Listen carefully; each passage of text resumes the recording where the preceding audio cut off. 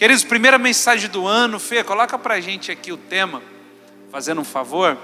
Eu separei aqui para você esse tema, como conselhos para um ano realmente novo. Eu quero tocar nessa tecla com você. Como disse, essa época do ano é uma época em que as pessoas compram agenda, fazem planos, planner, tem muita coisa nessa época do ano, que de certa forma movimenta as pessoas, de uma forma até positiva, mas a gente percebe que isso não dura, porque de fato não são decisões, é apenas uma onda de que, olha, esse ano eu vou fazer tudo diferente, mas a gente percebe que ali no finalzinho de março, tudo isso já acabou, essa euforia já foi embora, o otimismo já não existe mais, e aí nós temos um problema, porque foram apenas 3 meses do ano, e nós ainda temos que lutar mais 9 meses, para que de fato a nossa vida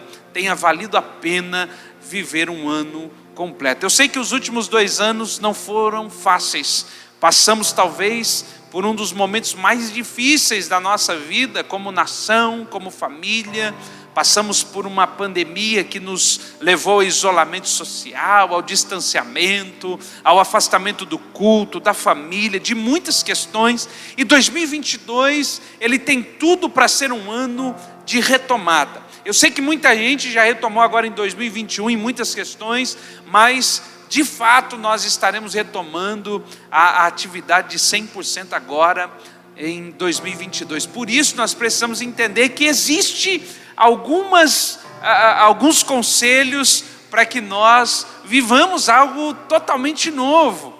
Não adianta nós colocarmos no nosso coração de que, olha, o ano é novo, mas as atitudes são do ano passado. Não dá para viver dessa maneira. O ano é novo, mas a mentalidade ainda é do ano passado. Não é dessa maneira que você vive.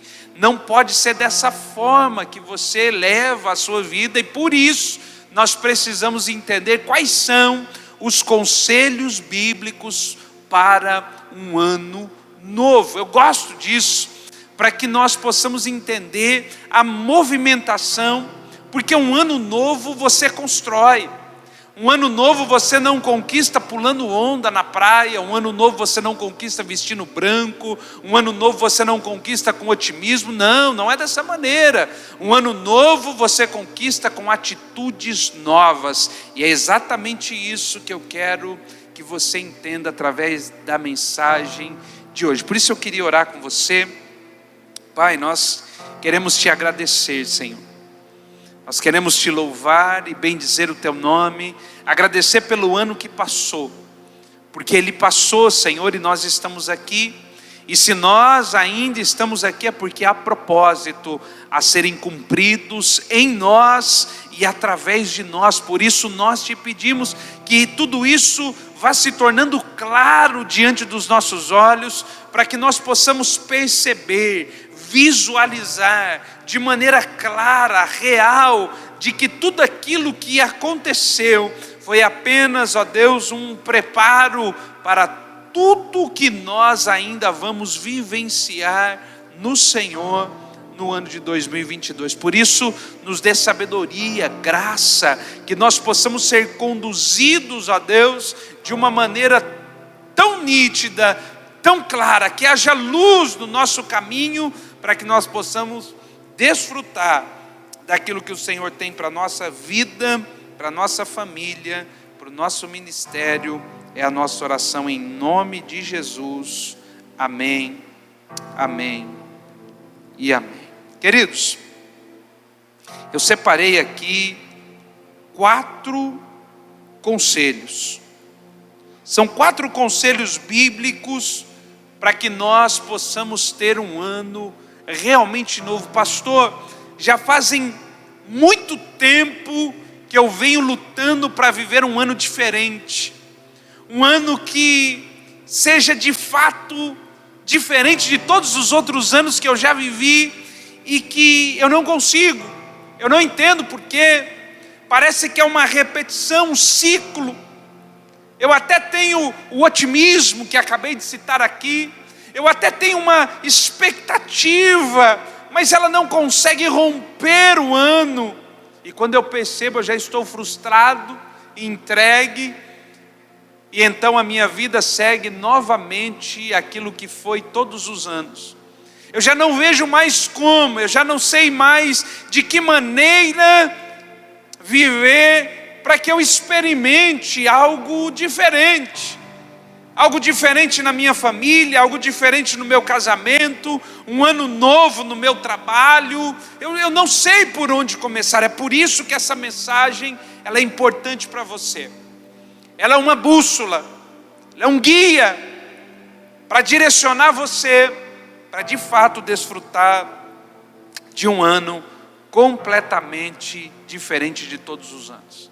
E eu quero começar com o primeiro conselho que a Bíblia nos ensina, que é Lamentações de Jeremias, capítulo 3, e versículo de número 21. Lamentações 3, 21, que está escrito assim: todavia, lembro-me também do que pode me dar esperança. Primeiro conselho, para que você viva um ano realmente novo, para que você saia desse ciclo que todos os anos você vive, que não há alegria, não há esperança, não há expectativa, é o que está escrito em Lamentações 3:21. Pastor, eu quero viver um ano realmente novo. O que eu faço? Número 1, todos os anos nós acumulamos bagagem na nossa vida. Todos os anos.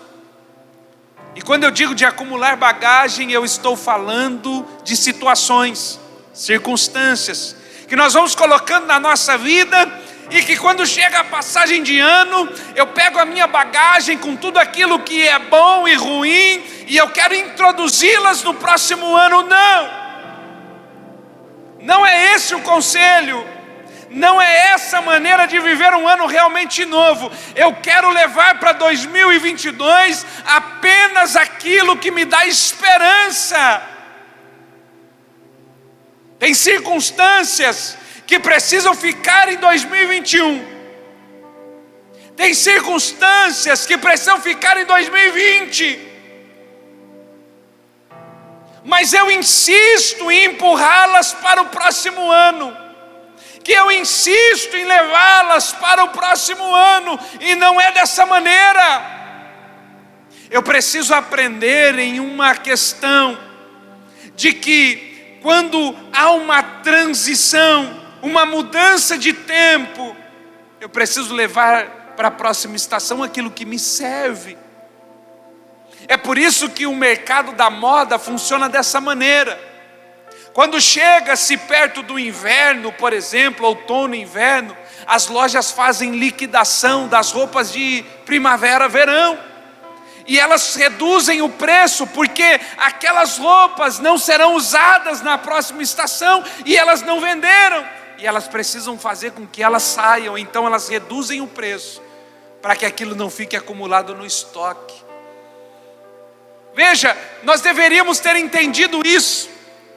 As plantas no outono, elas tiram as suas folhas, as folhas caem, para que na próxima estação, passando o inverno, quando a primavera chega, então ela brota novas folhas. Eu quero desafiar você em 2022, a abrir a sua bagagem, essa que você carrega, e que talvez você de alguma maneira estava insistindo para que elas chegassem e entrassem em 2022. Eu quero desafiar você a abrir a sua bagagem emocional, a sua bagagem sentimental. Eu quero desafiar você a abrir a bagagem do seu ministério e vasculhar aí e tirar para fora tudo aquilo que não te dá esperança, tudo aquilo que não vai ser benéfico, tudo aquilo que não vai proporcionar você ir adiante.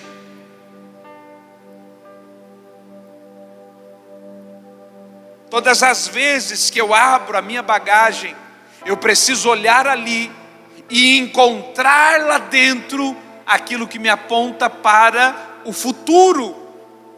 Perceba, se eu estou abrindo a minha bagagem, seja ela ministerial, emocional, sentimental, e quando eu olho ali dentro, aquilo me remete ao passado, você está errado. Você não viverá um ano novo. Pastor, então como eu faço? Retire, remova. Pastor, mas não é fácil. Quem disse que seria? Mas eu preciso entender a importância de remover tudo aquilo que me remete ao passado. O passado só é importante quando ele te remete ao futuro.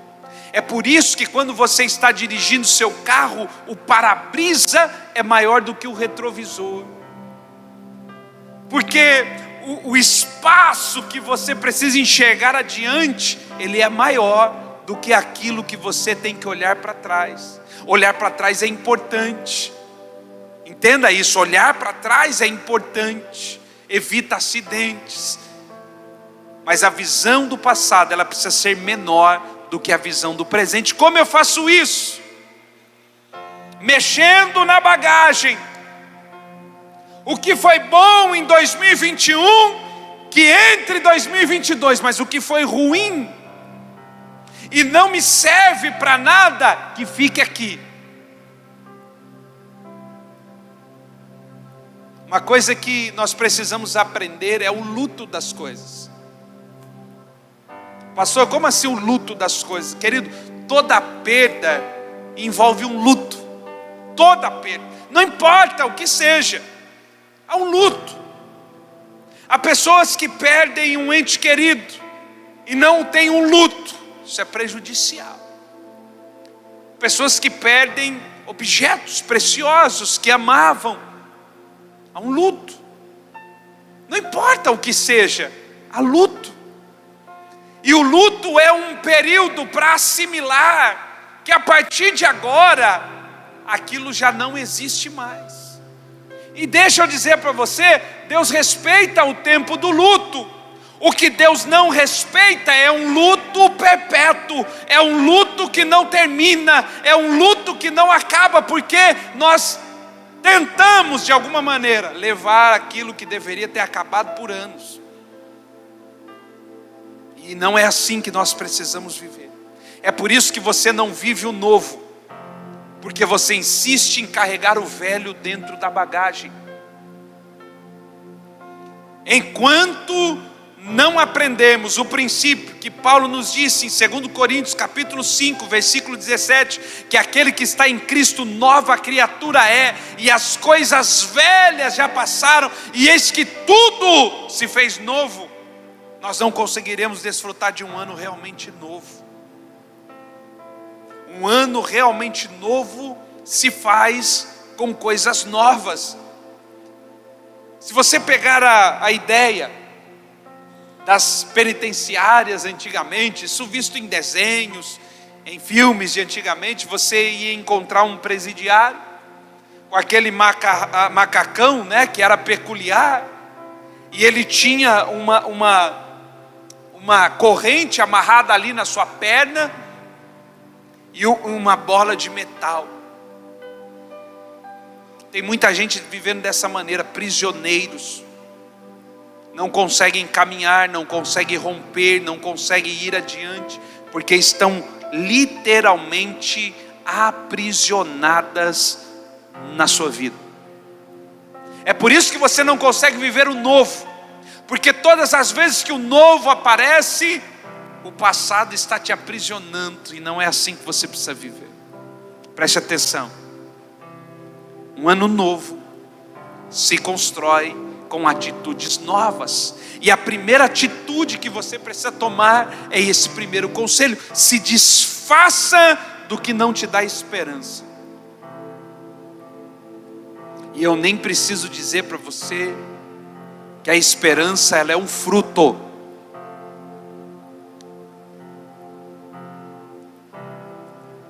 Esperança não é semente. Você não semeia esperança para colher esperança. A esperança, ela é um fruto de uma semente chamada tribulação. Mas a gente fala disso outra hora. Vamos lá, anote aí. Primeiro conselho: viva com aquilo que te dá esperança. Talvez você diga assim: mas pastor, se eu tirar tudo aquilo que eu vou ficar sem nada. É por isso que você vive uma vida infeliz. Carrega tanta coisa que não te leva a lugar nenhum. Carrega tanta coisa que não faz sentido nenhum. E você vai ver que quando você se encontrar, tem um filme antigo chamado O Peregrino, um livro para quem gosta de ler. E você vai ver a jornada do peregrino, e o peregrino sempre com um fardo pesado nas costas, mas quando ele se depara diante da cruz, então aquele fardo automaticamente se desfaz e ele se vê livre daquele peso que ele carregava. Pastor, eu não sei como remover as coisas da minha vida. Vá até a cruz. É a cruz que separa passado, presente e futuro. É só na cruz e através da cruz que a nossa vida tem propósito e tem sentido. Não adianta, como eu disse, não é sendo otimista, não é vestindo branco, não é nada dessas coisas, é indo até a cruz.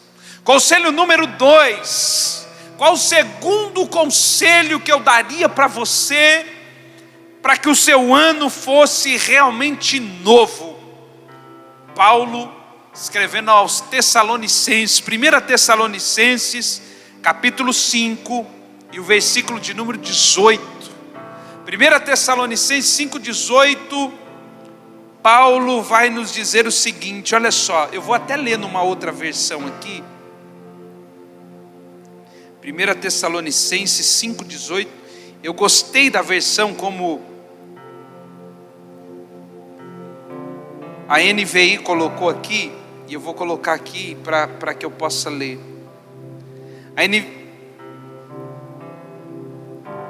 Vamos colocar aqui.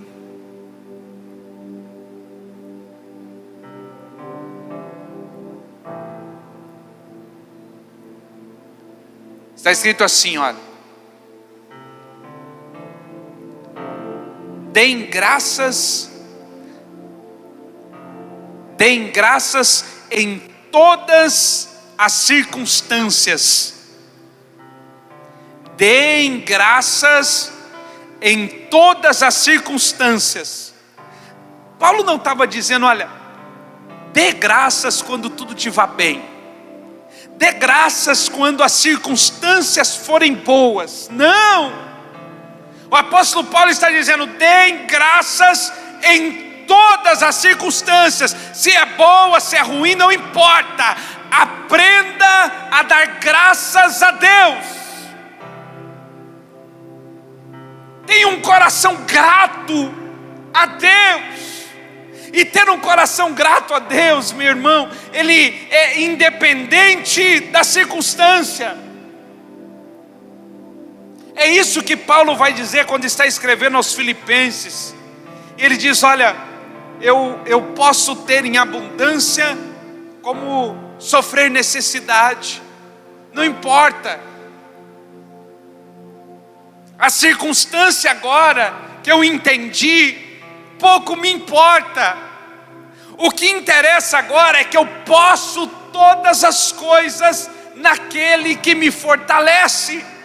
Quando você entende, quando você tem esse entendimento, as circunstâncias são irrelevantes, porque você entendeu que seja bom ou ruim, há alguém que está te fortalecendo, alguém que está te sustentando, alguém que está te dando sabedoria, alguém que está te dando graça para que você atravesse. Não importa se é bom ou ruim.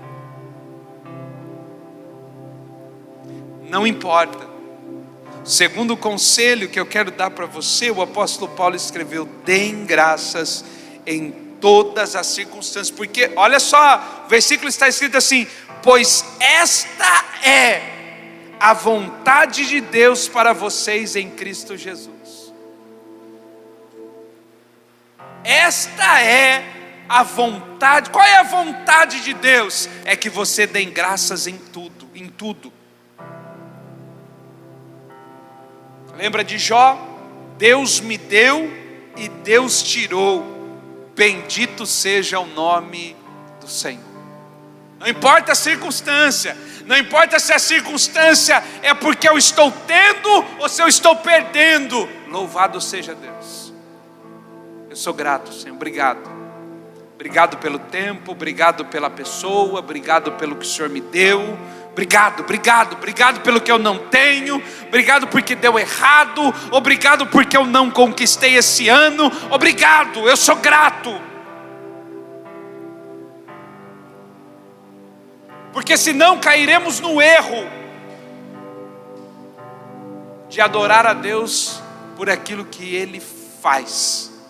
Se eu tenho, é porque Deus é bom. Se eu não tenho, é porque Deus não ouve a minha oração. Não é isso. Eu não posso cair nesse erro. E outra coisa é entender que essa é a vontade de Deus.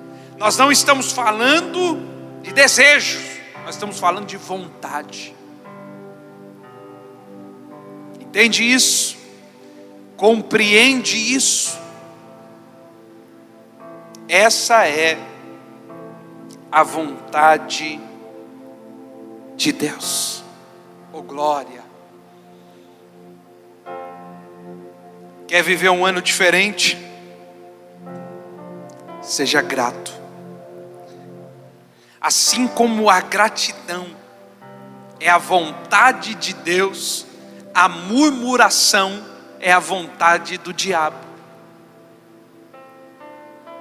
Deus tem uma vontade. Qual é a vontade de Deus? É que os seus filhos deem graças em tudo. Mas sabemos que o diabo é a rota contrária de Deus. Então a vontade do diabo é murmure em tudo. Já viu aquela pessoa? Não importa o que ela está vivendo, ela reclama. Ela come em casa, ela reclama. Ela vai comer fora, ela reclama. Ela anda de carro, ela reclama. Ela está de moto, ela reclama. Não importa o que aconteça, ela reclama de tudo.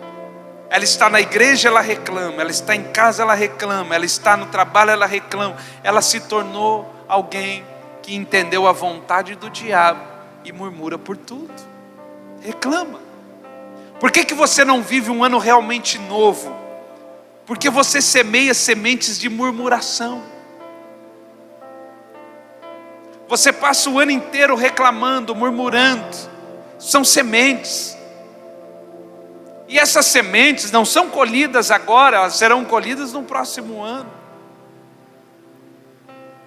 É por isso que eu tenho que ser grato em tudo. Porque uma hora, certamente eu irei colher o fruto dessa gratidão. Porque é isso que nós precisamos ter. Gratidão. Deem graças em todas as circunstâncias. Eu não sei qual é a circunstância atual da sua vida, mas eu posso te dizer uma coisa e te dar um conselho: dê graças, agradeça, agradeça, agradeça, agradeça. Levante a sua mão por um instante e agradeça. Senhor, não importa o que eu estou vivendo, eu quero agradecê-lo, porque como disse, nós atravessamos um dos piores momentos do século e estamos vivos. Que motivo maior teríamos para ser grato a Deus? Pessoas que entraram conosco em todo esse processo da pandemia e que não atravessaram.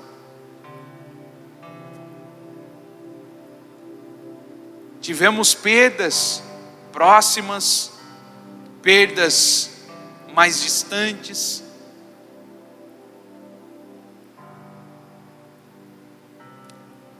Mas nós ainda estamos aqui. E eu sempre digo, a vida não para. E ela não pode parar por causa de uma perda. Seja grato. Semeie gratidão. Dê graças por tudo. Eu me lembro de um dia, nós fizemos um desafio aqui. Experimente passar 30 dias, faça de janeiro. Faça janeiro um mês experimental na sua vida. Eu vou fazer de janeiro um mês de gratidão. Eu vou agradecer por tudo. Eu não vou reclamar. Eu vou me policiar. Eu não vou murmurar. Eu vou agradecer por tudo. E depois você me conta. Depois você me fala. Quais foram os resultados dessa gratidão? Conselho número 3.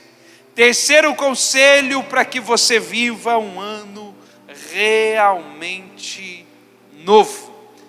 Paulo escrevendo aos Filipenses, Filipenses 4:4. Olha o que está escrito.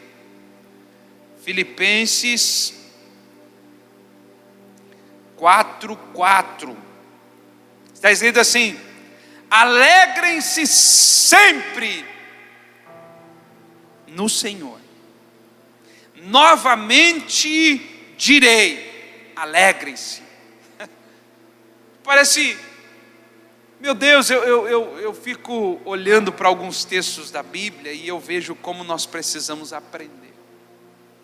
Paulo está dando uma instrução, alegrem-se. E veja, por que precisa ter uma recomendação dessa, alegrem-se sempre? Você só pode dizer para alguém se alegrar se você percebeu que aquela pessoa está triste. Então você precisa dizer, olha, você precisa se alegrar um pouco mais. E é isso que Paulo está dizendo. Alegrem-se sempre.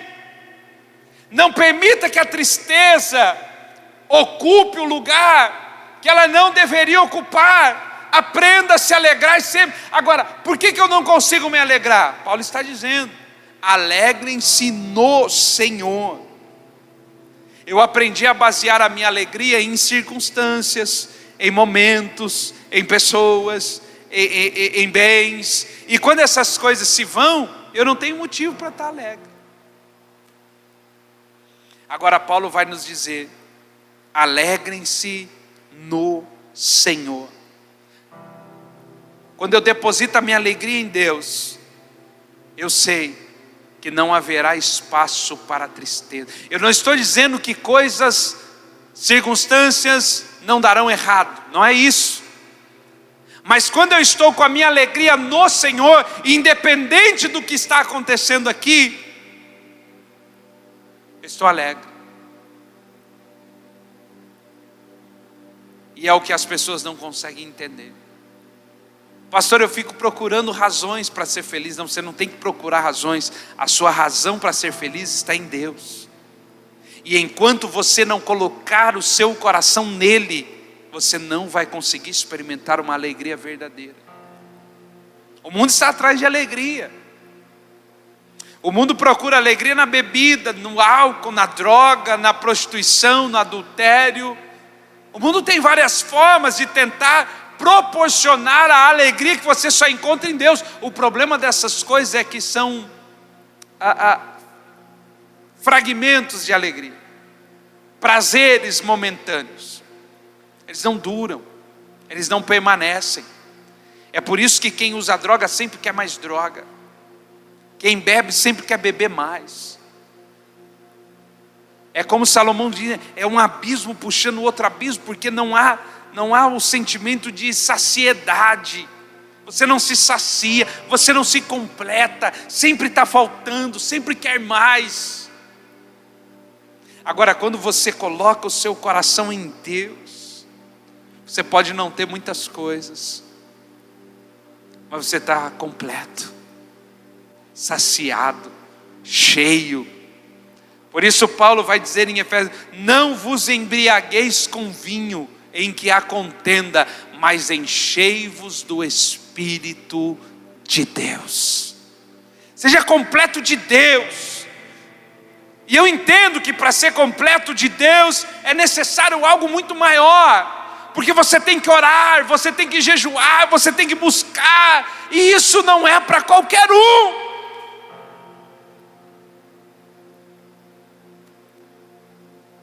Por isso, alegrem-se sempre no Senhor. E Paulo vai ainda, novamente direi, alegrem-se. 2 vezes, alegrem-se. Pastor, como ter um ano realmente novo? Alegre-se. Coloque a sua alegria em Deus. Alegre-se nele, por ele e para ele. 4º e último conselho.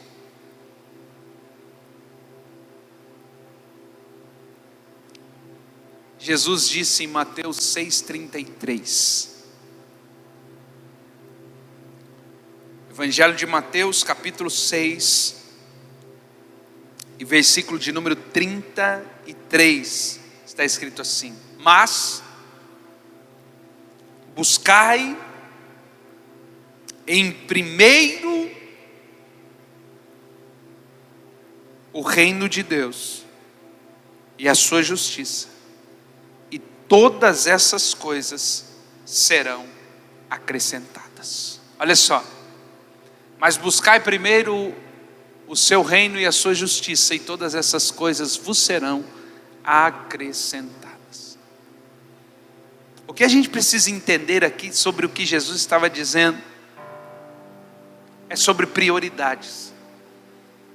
Você só pode dizer que algo é primeiro, porque senão não seria primeiro, seria único. E Jesus não disse único, Jesus disse buscai primeiro. Você só pode dizer primeiro se há o segundo, terceiro, quarto e assim por diante.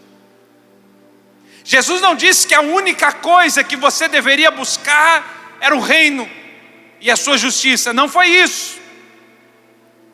O que ele disse foi primeiro o reino.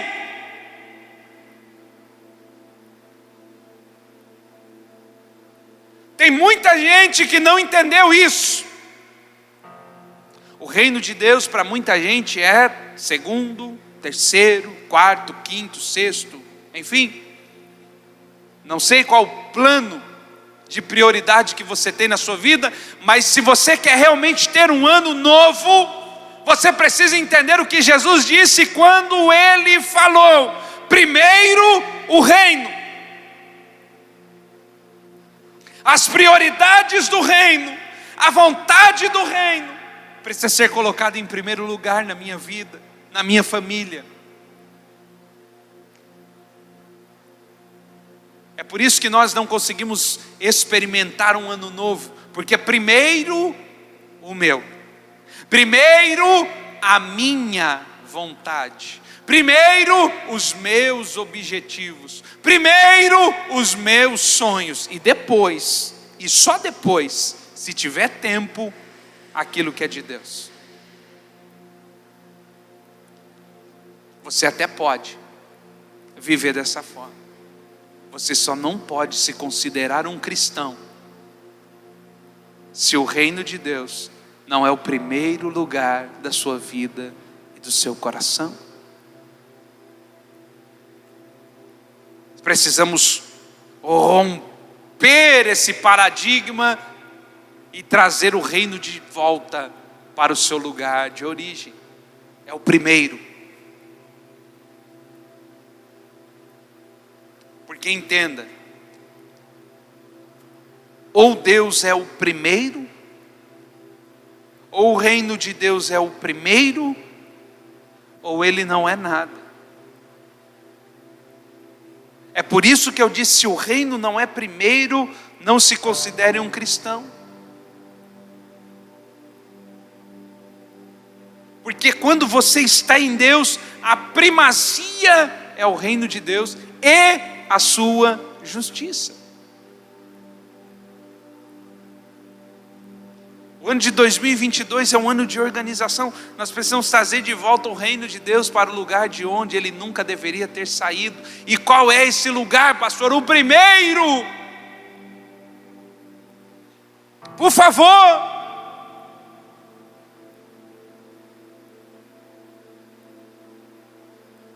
Primeiro, o que Deus quer. Primeiro, os planos de Deus. Primeiro a vontade de Deus. E depois todas as outras coisas. Porque veja, o texto diz que todas essas coisas vos serão acrescentadas. Não disse que você precisaria buscar.